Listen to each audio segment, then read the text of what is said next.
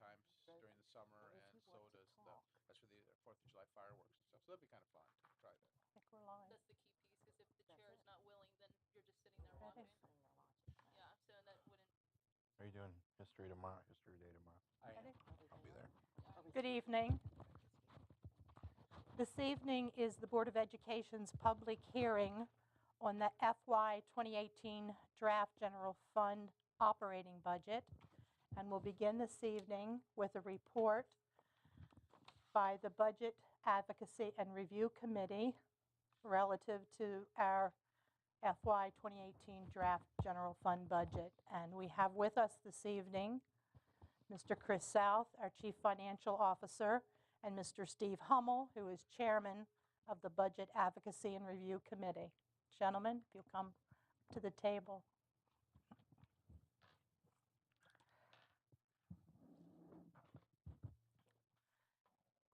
Good evening, Madam President, Mr. Superintendent, members of the board. This evening, it is my pleasure to introduce a gentleman who is no stranger to the Board of Education. Mr. Steve Hummel is a Senior Vice President at Columbia Bank here in Hagerstown. He is also the Chairman of your Budget Advocacy and Review Committee, as you just noted. Steve has chaired this committee for over a decade and a half, and he has served ably again this year. So I want to say a special thank you to him, as well as to all the members of his committee for their unselfish service to the Board of Education and to the students of Washington County. And with that, I give you Mr. Hummel with this year's recommendation from the Budget Advocacy and Review Committee. Okay. Well, thank you very much, Chris, for the kind words. And also, I want to wish everybody a good evening here this evening here. A little rainy outside, but everything seems to be fine. So at least it's not snow. All right. The Budget Advocacy and Review Committee met several times this year in February to review the draft fiscal year 2018 budget. And I would like to echo Chris's comments to thank the Budget Advocacy and Review Committee members for their dedication and work in reviewing the budget. It is a very time-consuming process for the committee and also for the staff who provide support to the committee. We have provided the board with our written recommendations, and I'm sure that you've had the opportunity to read the full report. So I'm not going to cover all the details, but I would like to give you a brief summary of the report.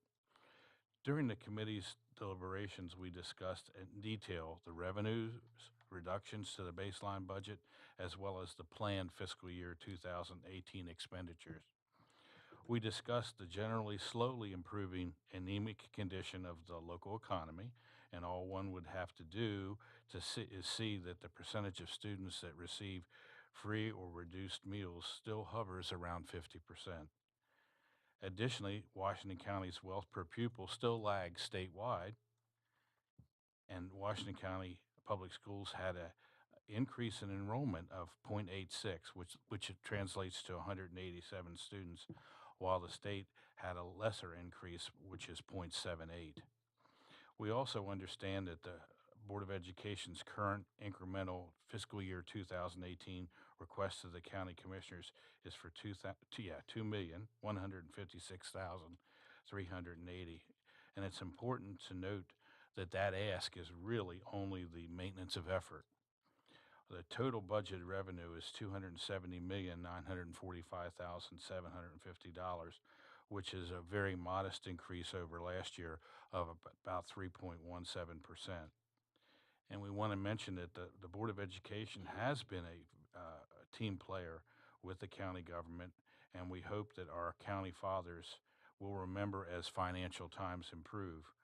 We also recognize that the county is facing increasing needs and dwindling resources in their own budget. At the same time, we are fully aware that the county has amassed a sizable fund balance as a result of years of surpluses.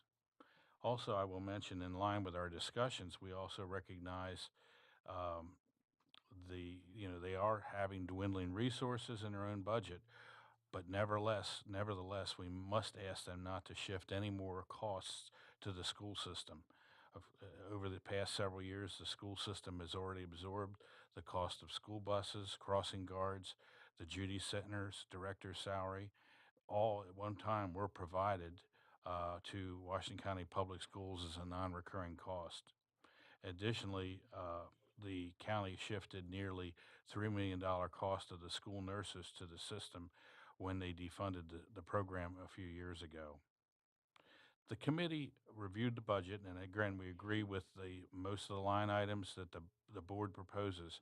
However, there is a consideration that we feel that you should give more thought for. For nearly a decade, the Board of Education, like most other government entities, has struggled to fund its other post-employment benefits, or OPEB. That obligation, is still out there. While Washington County is better funded than most of its fellow Maryland local education areas, it is significant ground to make up to over the next 22 years. The committee is concerned that the total OPEB liability is now in excess of $300 million. This is one of those situations where it's, pay me now or pay me later, and it's just not going to go away.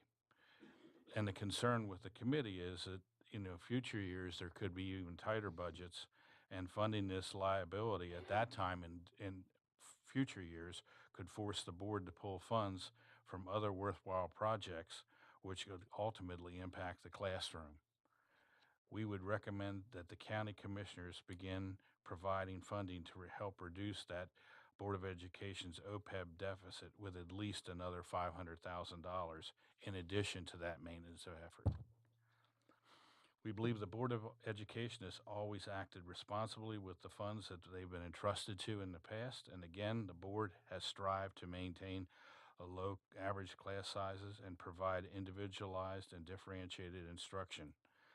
The board has also once again stepped up and decreased cost in non-instructional areas to funnel those budget dollars right to the classrooms where they're needed the most. We believe the board has acted in the very best interest of every citizen in Washington County, and the committee would like to recommend that you seek the county commissioners and hope and that where they will provide us with at least another $500,000 in addition to that maintenance of effort. And at this time, I would entertain any questions that may come forth. Thank you. I'd like to open the floor for questions or comments from my colleagues. I just want to thank Steve for all the years that you've been involved in this. I know it is, excuse me, I know it's time consuming. I know how hard you guys work during the day to do this for us, and it has been greatly appreciated. I'm not optimistic about asking for $500,000 from the commissioners for the OPEB, although I think that we're all very concerned about that. Sure. And so I've asked a couple of other years for money, and I know that doesn't come to fruition, but in the situation, in the current rate environment in the market, with the fund does get anything we would add would do better right now than futuristically down the line. And like I said, the concern is, there's going to be probably some tight budget years to come, and we don't, none of us, including I'm sure even the county commissioners, want to see anything impact the classroom. And getting that resolved sooner than later is the better option. we're going to ask Dr. Wilcox for money from Charlotte because Okay. Well, while we're on that subject, on a personal note, I'd like to thank Dr. Wilcox for his vision and his leadership here in Washington County. Charlotte's their gain, but it's our loss here in Washington County. And also, I'd like to, maybe I shouldn't say this, but I also want to thank the gentleman sitting beside of me for the past, as he mentioned, a decade and a half. He's been very instrumental in helping the committee go through this process, and I believe he's going to, go on to greener pastures by meaning, well, we'll say greener pastures, but I hope to join him someday, and we want to wish Chris well in his retirement as well. Anyone else? else have questions or Greener comments? campgrounds, that's what it would be. Greener campground. Knowing that he's, involved with the scouts, so. Any other comments or questions for Mr. Hummel or Mr. South? I too would like to thank you, Mr. Hummel, for your dedication and your many years of service. And I'd like to commend the committee for its work. And I thank you for that recommendation. We are putting a little more towards OPEB in our budget, and that 500,000 would certainly be a help. But I hear what Mr. Ridenhour is saying too. So thank you for the recommendation. Okay. Thank you very much. Thank you.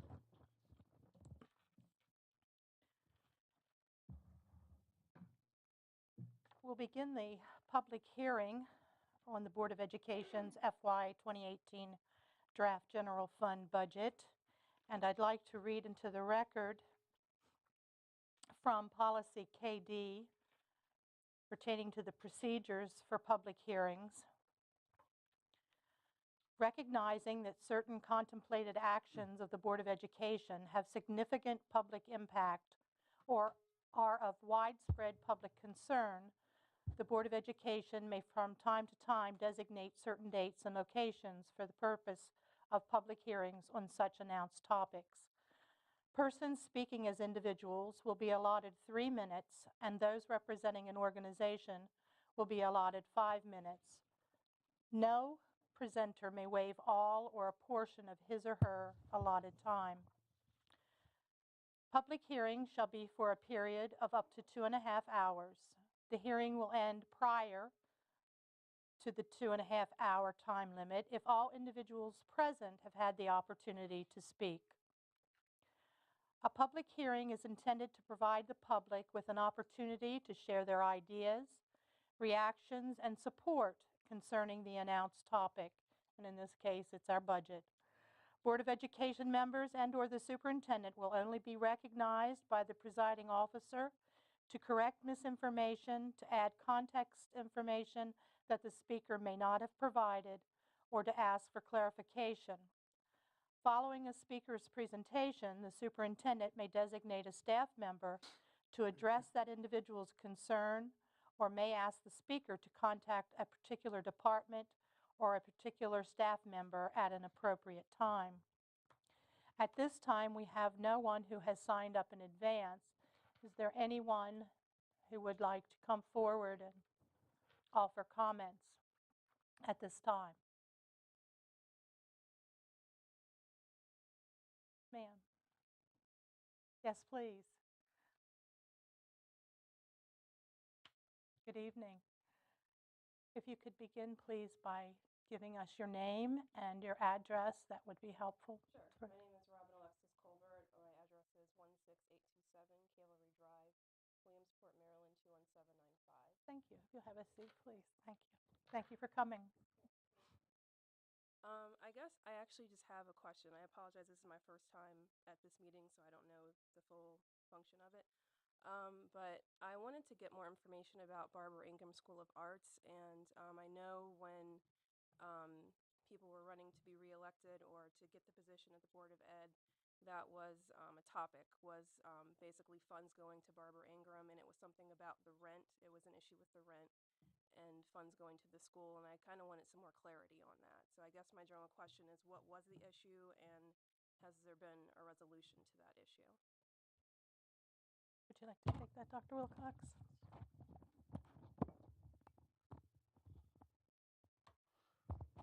I apologize. I thought I was going to get by without speaking this evening. The issue that was up was whether or not it was timely to pay off the debt on the Barbara Ingram School. Okay. We had fund balance that was available to do that, and the board voted to do that. So by paying off that budget, we now have about $630,000 a year that will go into the general fund for other board priorities. The debt is now paid on Barbara Ingram, and we look forward to what happens next there. Okay, great. Thank you. Thank you. I think that was it for now, actually. Mrs. Oh, Williams? yes. We still pay rent on for some of the classroom space. Okay. I'm not sure the exact amount, maybe 30,000, something in that neighborhood, Chris, 30,000 a year. For USDA. That, if everything goes well, the downtown project that I'm sure you've heard about, if everything goes well, that would be eliminated when we move into the new building Okay. in the future. It'll be a while yet, but we've started to move a little bit on that, certain areas of it, but that's still a ways away. But that's the only other rent I think. Do you want We to have- elaborate on There's that? actually, No, that's okay. I was just going to ask if one of the two of you would like to elaborate on the rent, what exactly is that we're renting. there are actually 3 additional rents. There is rent at the Grand Piano Building that we lease from Fitzgerald Properties. That's for the 4th floor where the Writers Academy is. We also lease space across the street where the students eat from the Bridge of Life, and we lease some additional space at the University of Maryland system.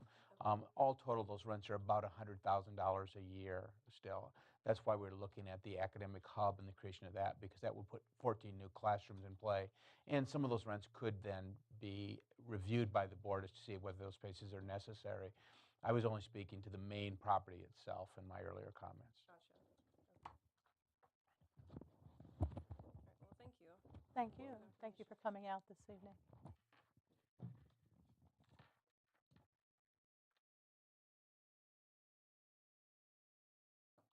Anyone else?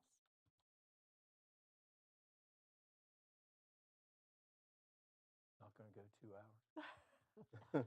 Well, as it says, the hearing will end prior to the 2.5-hour time limit if all individuals present have had the opportunity to speak. So if there's no one else out there who would like to speak,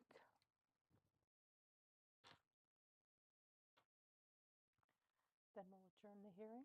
Just a point of reference, Mhm.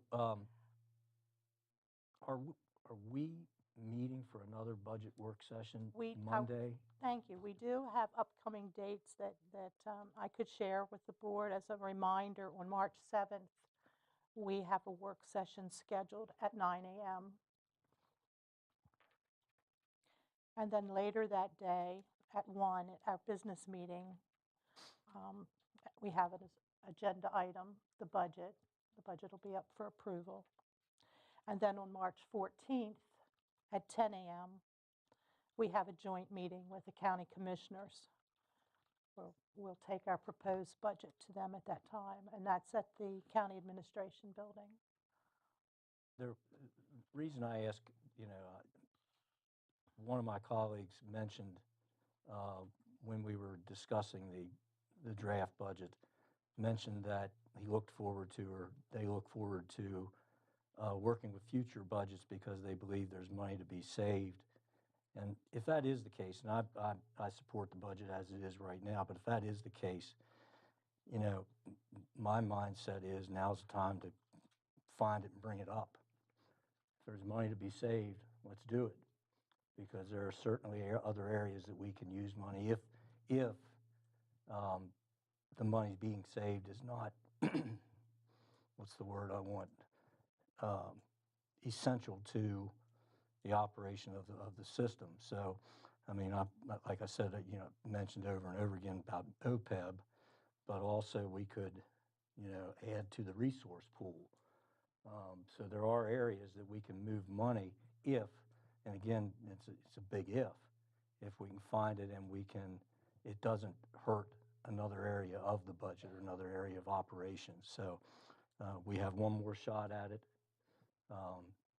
So get the pen out, the red pen out, and see what you can find. And let everybody else take a look at it. So that's all. So we'll do that on March 7th, beginning at 9 o'clock. Thank you, Mr. Ridenhour. Anyone else?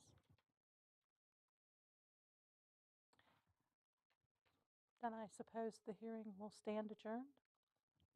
Thank you all for coming out. Go